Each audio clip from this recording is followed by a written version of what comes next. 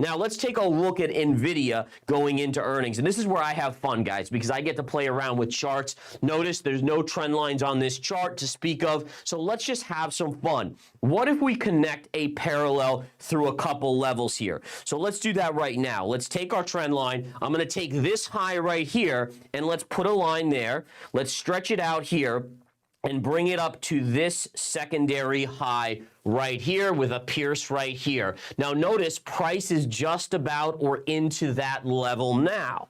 Now what I like to do is I say, okay, let's put that line in place. Now let's drop our parallel and see if there's anything that aligns that makes sense to give us a credence for this technical level. So what we do is we drop it down. And the first thing I noticed, which is pretty darn cool, is that you basically have this pivot and this pivot aligning with that parallel. So you have these pivots up here, right?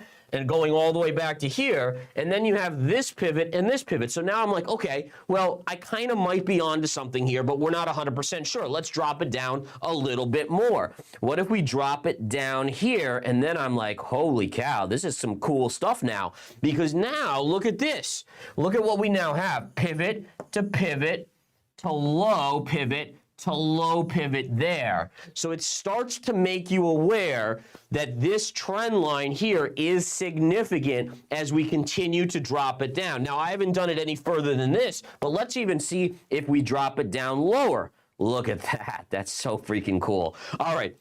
So now we just drop the parallel lower and look at the alignment. And this shows you, by the way, what's so cool about this and what I love about trading and charting is that it essentially reveals things like you look at this chart and you're like, wow, this is just a crazy chart. But there's actually a method here. It looks chaotic, but there's actually some form of normality or reasoning behind this. And what I mean by that is now look at this. Look at this area here, right to that. It's another parallel. Let's even take it a step further here.